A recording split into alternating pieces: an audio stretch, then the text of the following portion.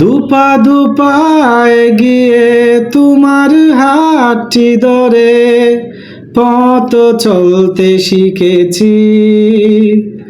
জানি না কতটা বাধা তুমি একা সয়েছ, বুঝতে দাওনি কিছু। আজ আমি হয়েছি বড়, নিজের মতো করে বুঝি ছবি।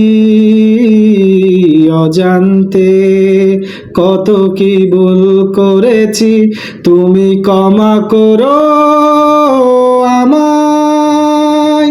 বাবা তুমি আমার যত খুশির কারণ,